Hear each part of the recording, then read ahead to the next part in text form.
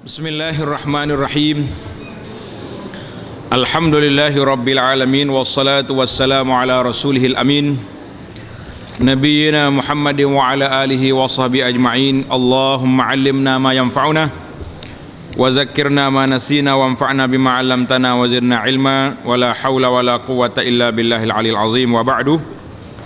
Para pelajar tengok kitab terjemahan Jakim ni, muka surat 292. Tulis nombor bab situ. Bab yang ke-371. Letak nombor bab. Bab yang ke-371, babul istighfar. Bab memohon keampunan daripada Allah Azza wa Jalla. Kita sudah baca ayat-ayat Al-Quran, sudah dibaca. Hadis-hadis juga, beberapa hadis telah dibaca. Sambungan kita pada kali ini hadis yang ke-7. Hadis yang ke-7, tengok. Hadis yang ke-7 dalam bab ini. Hadis yang ke-7 ini nombor dia 1875. Letak nombor 1875. Wa an Shaddad bin Aus radhiyallahu anhu anin Nabi sallallahu alaihi wasallam qala Sayyidul istighfar. Tengok terjemahan dia. Daripada Shaddad bin Aus, daripada Nabi sallallahu bersabda, penghulu kepada semua istighfar. Apa makna penghulu? Maknanya istighfar ni mengandungi banyak makna. Pelajar-pelajar boleh tanda dalam tu ada 9 perkara dalam ni. Sebab itu dia dinamakan Sayyidu al-Istighfar, artinya penghulu istighfar.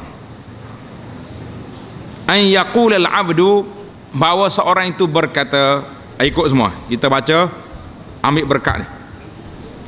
Allahumma anta rabbi la ilaha illa anta khalaqtani wa ana abduk wa ana ala ahdika wa wa'dika mastata'tu a'udzu bika min syarri ma sana'tu abu'u laka bi ni'matika alayya wa abu'u bi dhanbi faghfir li fa innahu la yaghfiru adh-dhunuba illa anta.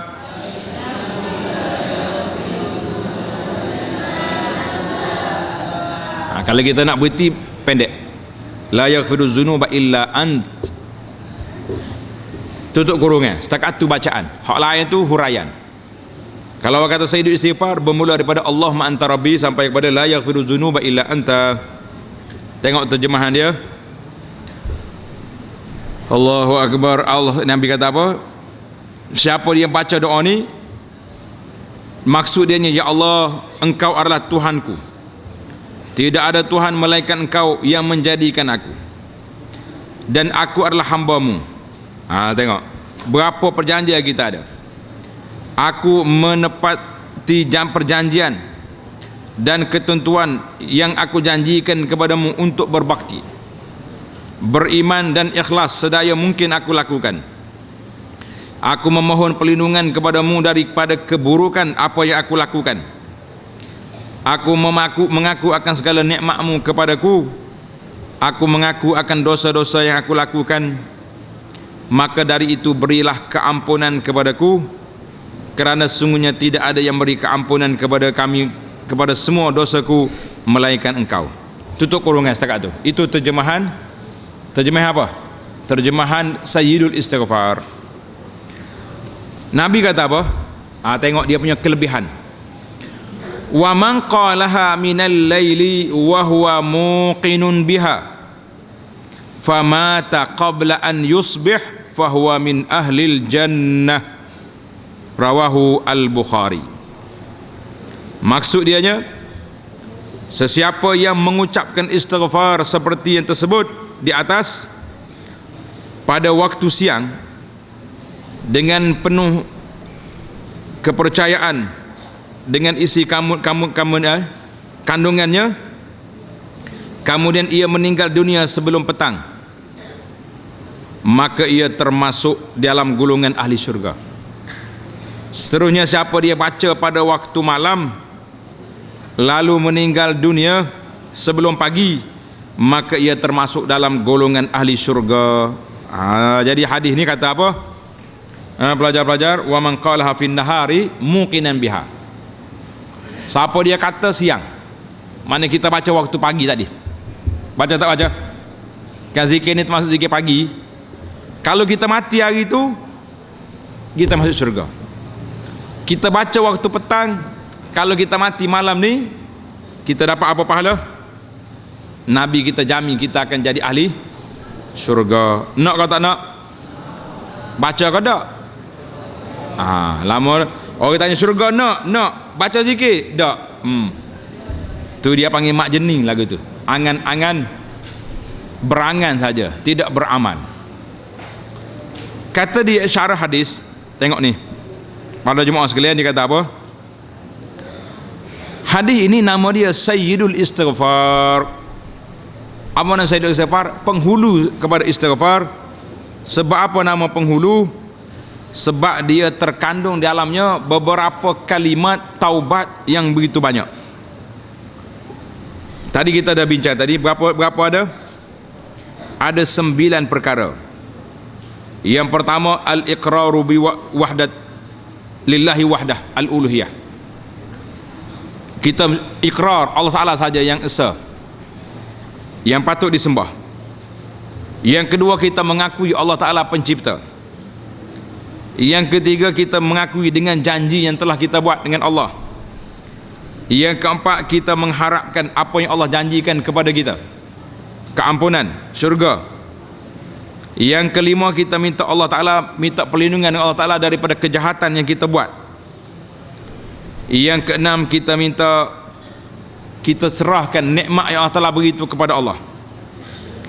Yang ketujuh, segala dosa itu kita sendiri yang buat. Yang ke-8, kita mengharapkan keampunan Allah. Yang ke-9, tidak ada siapa yang mampu untuk beri keampunan kecuali Allah Azza wa Jalla. Jadi dalam bacaan ini saja ada berapa?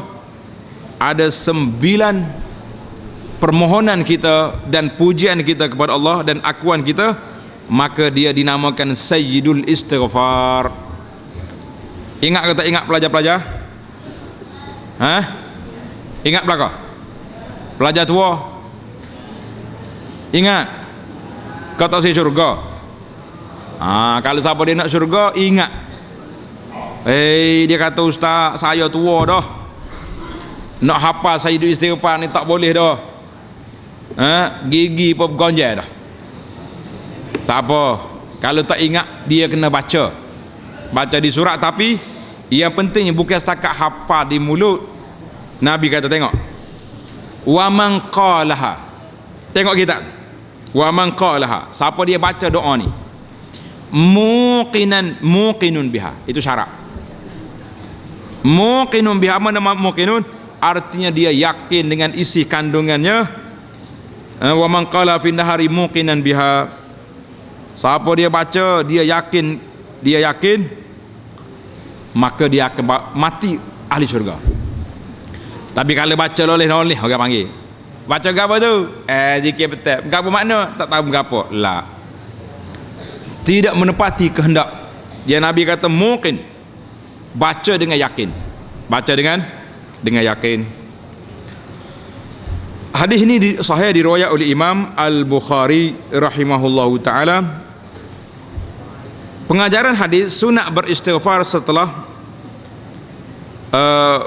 pada waktu pagi dan pada waktu petang dengan ni Sayyidul Istighfar ni, sentiasa baca. Malam-malam nak tidur baca juga. Sentiasalah kita baca dan kita yakin dengan dia, insya-Allah kita akan selamat. Hadis yang ke-8, wa an Sauban radhiyallahu anhu. Tanda betul-betul hadis ni. Wa an Thauban radhiyallahu anhu qala kana Rasulullah sallallahu alaihi wasallam idzan sarafa min salatihi istaghfarallaha salasan. Tengok terjemahan dia. Daripada Thauban radhiyallahu anhu, katanya Rasulullah sallallahu alaihi wasallam apabila selesai daripada salat, bila Nabi bagi salam, Assalamualaikum warahmatullahi, lalu Nabi beristighfar, minta ampun kepada Allah Ta'ala 3 kali. Orang tanya rawi hadis, tengok ni pelajar, orang pun tanya rawi hadis, kaifal istighfar, bagaimana cara Nabi istighfar? Maka dia jawab, astaghfirullah, astaghfirullah, astaghfirullah. Pelajar-pelajar ingat belakang dah? Lepas kita bagi salam, kita kata apa? Astaghfirullah, astaghfirullah, astaghfirullah. Berapa kali? 3 kali. Jangan duduk pelik-pelik lah. Ni kalau kita dengar di surau-surau, di balasah kita, macam-macam bacaan ada Pak Imam kita. Sebab apa? Kenapa kita nak tinggalkan doa dan zikir yang maksur, yang sabit daripada Nabi sallallahu alaihi wasallam? Pelajar-pelajar yang tua, yang muda, kita dah bagi ijazah berapa kali dah? Zikir pagi petang ni sudah diberi ijazah beberapa kali. Mula ajar hak ni, hak kuning ni, ingat dah ni. Lepas tu dia kata kecil, kita besar sikit ni. Ini semua ni sama ya ni. Yang pentingnya syarah dia duduk kat mana? Dalam kitab kita ni. Ada luar kitab ni, zikir pagi dan petang dan zikir selepas salat.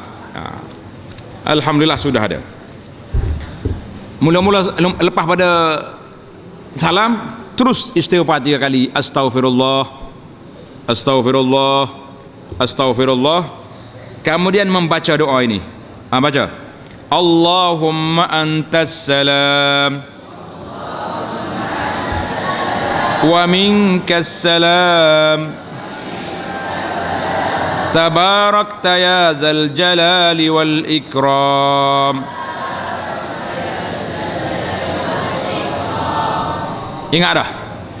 Alhamdulillah. Apa maksud dianya? Allahumma antas salam, ya Allah, engkau adalah yang akan menyelamatkan. Yang menyelamatkan kita ni siapa? Allah, kan? Kadang-kadang kita sendiri tak tahu siapa nak selamat kita. Wa Allahumma antas salam wa minkas salam, dan daripada engkaulah juga datangnya keselamatan. Kita hari ni kadang-kadang takut. Kita berjalan molek, orang langgar pula, na'uzubillah. Betul tak? Kita duduk diam-diam, orang khianat pada kita. Jadi yang menyelamatkan kita siapa? Ini. Pasal itulah kita, tengok sini pelajar, bila lepas je solat kita terus istighfar. Kenapa? Sebab kita bimbang, takut dalam solat kita tadi ada perkara-perkara yang kurang sempurna. Enggak, kalau kita gini yakin tak yakin kurang sempurna, yakin sangat dah lah. Moga kau banyak khusyuk kita ni. Banyak khusyuk, macam-macam cerita ada dalam solat, kan? Maka kita istighfar. Kemudian kita baca doa ni, tabarakta ya zal jalali wal ikram, maha suci engkau wahai Tuhan yang memiliki keagungan dan kemuliaan. Ingat deh, ada kadang-kadang orang tanya, dia kata, Ustaz, kenapa dalam buku risalah ni pendek macam dalam hadis ni? Saya kata, saya nak ambil yang sahih, riwayat Thauban daripada Muslim. Ada pun tambahan yang biasa kamu hafal, ada tambah tak? Dia tambah apa? Wa ilaika ya'udus salam, itu tidak riwayat, tidak sahih. Riwayat tu tanda itu, riwayat tambahan tu tidak sahih. Maka cukuplah kita ambil yang sahih. Untuk apa? Supaya kita banyak lagi belakang tu nak baca. Dalam kertas kita ni ada berapa? Ada 10 bacaan. Jadi kalau kita duduk panjang hak ni, yang tidak warik ni, akhir sekali kita tertinggal yang lain lagi, tertinggal. Orang pun tanya, tengok, qila lil Auza'i wa huwa ahdu ruwatihi kaifal istighfar, qala yaqul astaghfirullah, astaghfirullah. Orang tanya Imam Auza'i, dia salah seorang daripada rawi hadis ini, bagaimana ucapan istighfar? Bagaimana? Dia kata istighfar dianya astaghfirullah, astaghfirullah. Kalau awak jadi imam tak seduk berlagu-lagu lah. Setengah imam ni suara dia sedap, oh berlagu selalu. Astaghfirullah rabbal baraya. Semangat lalu makmum pun. Tapi lepas pada tu banyak lagi doa-doa lain yang maksur tertinggal. Ayatlah. Wadih? Alhamdulillah. Jadi Imam Nawawi rahimahullah taala bawa dalam kitab kita ni zikir ini bukan untuk nak cerita tentang zikir lepas solat, dia naknya istighfar. Kadang bab kita ni dia panggil bab istighfar. Jadi para jemaah yang nak detail masalah ni ambil dalam risalah kita ni, dalam Facebook ada, dalam blog ada, ataupun baca buku syarah pada buku kita ni sudah ada zikir-zikir lepas salat. Alhamdulillah. Pengajaran hadis, pengajaran hadis iaitulah doa ini, istighfar ini Nabi kita sallallahu alaihi wasallam menjadi amalan dia. Apa dia? Beristighfar apabila selesai saja mengerjakan salat. Bila sudah salat, Nabi kita beristighfar. Dan biasanya, tak ada pelajar-pelajar, tulis tepi kitab. Biasanya Nabi kita Muhammad sallallahu alaihi wasallam ini dan juga orang-orang lain Nabi kita ajar supaya beristighfar bila selepas daripada apa? Selepas daripada ibadat-ibadat. Tengok dalam Quran Tuhan kata wal mustaghfirina bil ashar. Orang-orang yang bertahajud pada waktu sahur mereka istighfar. Sebab dia bimbang takut apa yang dia baca dalam salat tadi, dalam tahajud tadi tak sempurna. Hadis yang ke-9. Tengok hadis kita ni. Wa an Aisyah radhiyallahu anha qalat kana Rasulullah sallallahu alaihi wasallam yukthiru an yaqula qabla mautihi. Tengok terjemahan dulu. Daripada Aisyah radhiyallahu anha katanya, Rasulullah sallallahu alaihi wasallam membanyakkan membaca ucapan ini sebelum baginda wafat. Nabi baca apa? Baca semua. Subhanallah wa bihamdih. Astaghfirullah wa atubu ilaih. Subhanallah wa bihamdih. Astaghfirullah wa atubu ilaih.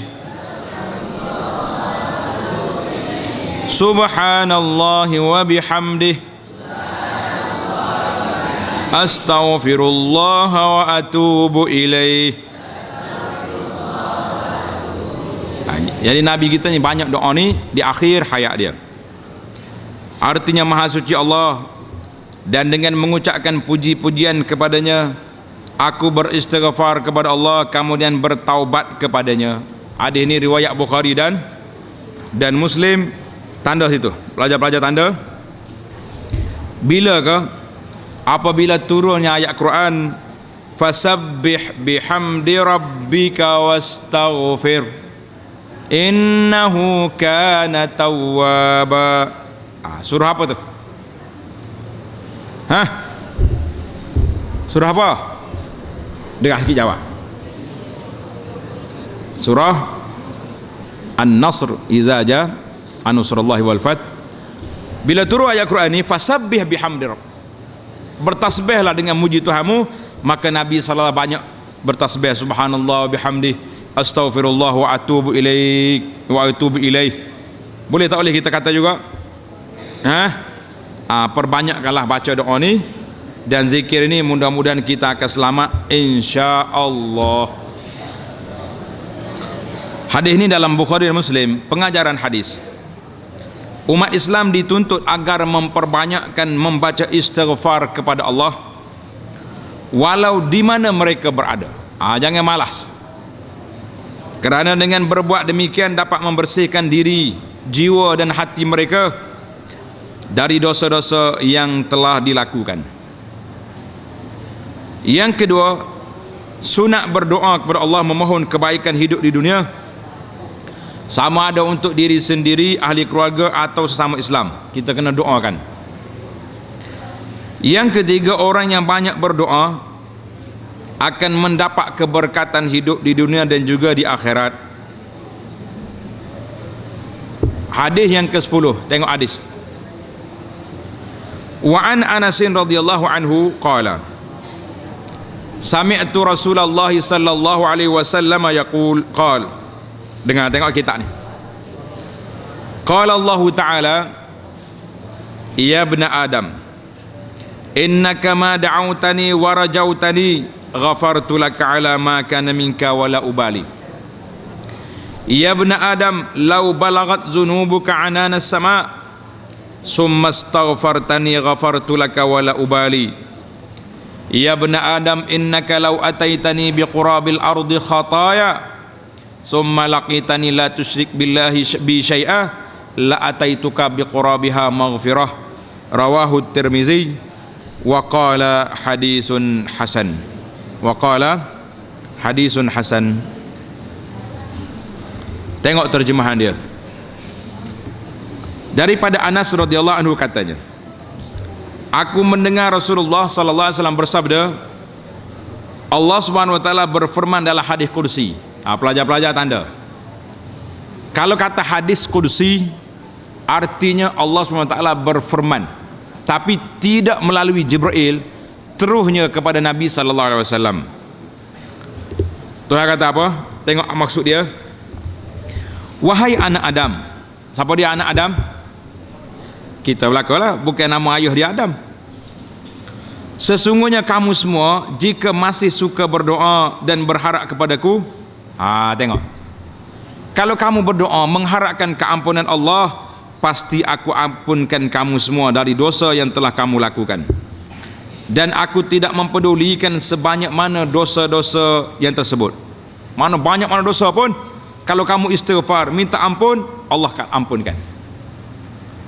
Tulis itu nombor satu. Yang kedua, wahai manusia, letak nombor itu. Ini tawaran yang kedua. Jika dosa-dosa kamu itu sampai mencecah langit, oleh itu hendaklah engkau beristighfar kepadaku, nescaya aku akan ampunkan dosa kamu semua, dan aku tidak mempedulikan sebanyak mana dosa itu. Masya Allah. Banyak dosa pak langit ni. Allah Ta'ala janji apa? Nak beri keampunan kepada kita. Yang ketiga, wahai manusia, sesungguhnya jika kamu datang kepadaku dengan berbagai-bagai kesalahan yang hampir memenuhi bumi, Masya Allah, dosa dia banyak, kemudian kamu datang menemuiku, yakni bertaubat, asalkan kamu tidak, ini syarat, asalkan kamu tidak menyungutukan aku dengan sesuatu, nescaya aku datang kepada kamu dengan memberi pengampunan sebanyak apa yang ada di muka bumi ini. Masya Allah. Kata semua alhamdulillah. Allah SWT ni maha pengampun dosa hamba-hamba dia. Banyak mana dosa, Tuhan kata tak apa. Yang masalahnya dah lah berdosa tak mau bertaubat, sombong. Ini masalah. Orang yang tak mau bertaubat, iaitulah manusia yang bermasalah. Pengajaran hadis. Yang pertama, rahmat dan nikmat Allah sangat banyak yang diterima oleh hambanya. Oleh itu hendaklah kita bersyukur dengan mengerjakan apa yang disuruh, kemudian meninggalkan perkara yang dilarang. Yang kedua, beriman dengan Allah adalah syarat akan diampunkan segala dosa seorang, sama ada dosa itu besar ataupun kecil. Kena beriman. Yang ketiga, setiap hamba yang memohon keampunan kepada Allah dengan sepenuh hati akan diterima oleh Allah. Oleh itu hendaklah seorang Islam bertaubat dengan taubatan nasuha. Mana taubat betul-betul. Hadis yang terakhir dalam bab istighfar, iaitulah hadis yang ke-11. Berapa hadis yang ke-berapa? Yang ke-11.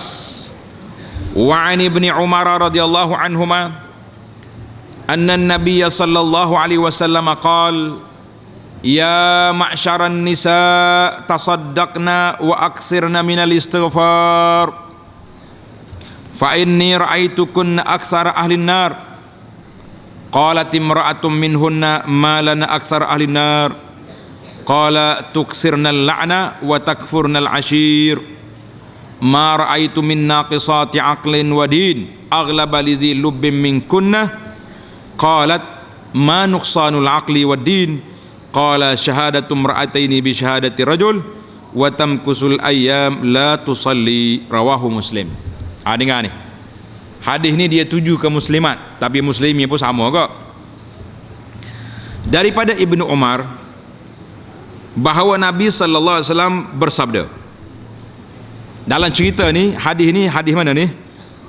Hadis ini Nabi kita sallallahu alaihi wasallam pergi beritahu kepada muslimat, beritahu kepada orang Islam wanita selepas solat raya. Mana Nabi kita raya, lepas dia ceramah umum, dia pergi tempat wanita pula. Muslimat, dengar ni. Wahai semua kaum wanita, bersedekahlah kamu semua, banyak sedekah, dan perbanyakkan istighfar. Banyak istighfar, banyak minta ampun pada Allah. Kenapa? Kerana sungguhnya aku melihat bahawa kamu semua wanita adalah golongan yang paling ramai masuk neraka. Na'udzubillah. Allahu Akbar. Sedih tak sedih wanita kita? Wanita ni ramai dalam neraka. Sebab apa? Kemudian ada seorang wanita yang hadir itu berkata, wanita ni macam sedihlah dia. Dia pun tanya Nabi. Dia tanya, ya Rasulullah, malana aksar ahli nar? Mengapa kita wanita paling ramai masuk neraka? Kenapa? Nabi menjawab, tuksirna la'na, kamu semua suka melaknat. Suka laknat. Mulut laser, mudah membebel, kata orang. Orang perempuan jaga mulut tu, jangan duk cakap tu kalu. Wa takfurnal ashir, dan suka menutupi, melupai. Boleh menutupi anak melupai kebaikan suami. Dalam hadis lain Nabi kata, kadang-kadang seorang suami tu buat baik ke isteri dia, sayang dekat dia ke cik adik dia ni. No apa we belaka. Tiba-tiba hari ni suami dia tak bagi sebab dia minta barang pelik. No iPhone X. iPhone X nak pula dah. Nak jawab WhatsApp ya, bukan nak kerja apa. Tu lelaki kata, bazir tu. Dia ngamuk lalu. Dia kata, setakat saya kahwin dengan awak ni tak lagi buat benda baik. Ni. Ya takfurnal ashir, dia banyak melupai nikmat suami bagi. Dengan muslimat jangan duduk kata apa. Sekali suami tak bagi kak, kerja kaki geh-geh lalu dah. Nikah dengan awak ni tak lagi benda boleh. Walahnya kalau kita tengok buka lengan dia tu begini, lelak-lelak bagi kemah sini penuh. Allahu Akbar. Bagi kemah dua orang ya, hak lain tu hak India mari tu. Contohnya dah. Tapi ada lah juga, ada. Kata Nabi sallallahu alaihi wasallam, "Ma ra'aitu min naqisatin aqli." Aku tidak melihat orang-orang yang kurang cerdik dan kurang ketaatan kepada agamanya di kalangan mereka yang cerdik itu lebih ramai daripada wanita. Sedih juga wanita. Nabi kata tak cerdik wanita. Ada orang baca hadis ni, orang baca dia kata, mana boleh. Sekarang ni kalau kita tengok best student yang cemerlang dalam peperiksaan, wanita ke laki-laki? Ramai wanita, laki-laki pun ada juga kan? Cemerlang habis. Macam mana Nabi kata ni? Nabi kata tengok, Nabi jaga ada fokus tertentu. Nabi kata apa? Wanita tadi berkata lagi, tanya pula dia, Rasulullah, apa maksud nuqsanul aqli wa din? Apa maksudnya kurang akal dan kurang agama? Kami wanita ni apa kurangnya? Nabi kata apa?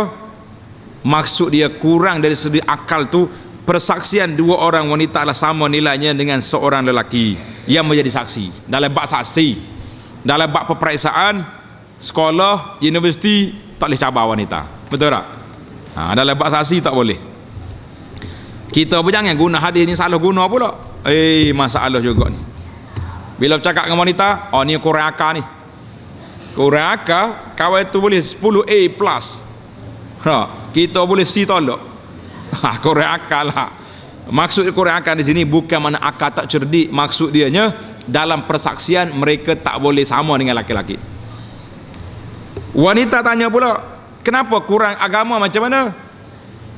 Nabi SAW bagi tahu, dan wanita itulah kekurangan akal wanita, dan wanita pula tidak bersembahyang beberapa hari. Betul tak? Wanita ni boleh tinggal solat dalam sebulan berapa hari? 15 hari. Ingat kita baca dah kan? Dalam bab paling lama haid berapa hari? 15. Dia tak semaya. Bukan tak solat kerana malas, tak solat kerana syariat yang telah menghadkan mereka solat disebabkan haid, nifas. Kalau nifas berapa puluh hari tak semaya dan sebagainya. Inilah tanda kekurangan pada agama. Maka Nabi kita suruh sedekah. Mengikut riwayat hadis kata, lepas pada itu berlakulah derma kilat. Ada orang muslimah ni ambil cincin dia, ada yang ambil gelang dia, ada ambil subang dia, campur habis, belum masuk dalam tabung derma. Sedekah. Hai, kita ni baca hadis saja ni. Tabung derma sebelah muslimat jalan ke tak tu? Nak siap rumah wakaf kita ya, tak ada apa. Buka tabung tu. Zaman Nabi dulu bila baca hadis ni, habis pakat tahu belaka. Ada hak campur cincin, ada yang campur gelang, kutip belaka. Alhamdulillah, Allah SWT beri kepada mereka peluang untuk sampai ke syurga juga, insya-Allah. Pengajaran hadis yang pertama, Rasulullah SAW menyuruh kaum wanita muslim agar membanyakkan istighfar kepada Allah dan bersedekah dari harta benda yang mereka miliki, kerana kedua-dua perkara tersebut dapat menolak siksaan Allah dan juga menghapuskan kesalahan yang dilakukan. Yang kedua, Nabi SAW sangat mengambil berat tentang maslahat kaum wanita Islam di dalam berbagai bidang kehidupan di dunia dan juga di akhirat. Termasuklah Nabi buat kelas khas, ceramah khas kepada wanita. Yang ketiga, Islam melarang kepada kaum wanita dari bercakap-cakap perkara yang sia-sia, lebih-lebih lagi memperkatakan sesuatu yang keji, duduk maki orang, duduk mengata-uduh orang kepada diri sendiri dan juga kepada orang lain. Yang keempat, berdosa kaum wanita sengaja menyembunyikan kebaikan yang dilakukan oleh suaminya. Sebaliknya, hendaklah mereka berbuat baik kepada suami selagi mana suami mereka tidak menyuruh kepada perkara maksiat. Jangan pula pasal jenis nak menyuruh. Bila suami dia bagi hadiah kak, Allahu Akbar, ambil gambar sap-sap selfie, patut tayang dalam Facebook, ini cik suami bagi. Bahasa jenis kakak nak menyuruh ni dia panggil ni. Ini betul-betul jalan juga. Maksudnya dia dengan suami itu kena hormat kepada suami. Jangan duduk main mudah nak membantah, mudah nak mengamuk, jangan. Alhamdulillah, tamatlah kita babul istighfar. InsyaAllah kita akan masuk ke dalam bab yang seterusnya, bab yang ke-372, babu bayani ma'adallahu lil mu'minina fil jannah, bab apa yang telah disedia oleh Allah Ta'ala ke atas kepada orang mukmin di dalam syurga. Dalam jalsah kita akan datang insya-Allah. Subhanakallahumma wa bihamdika asyhadu an la ilaha illa anta astaghfiruka wa atubu ilaik.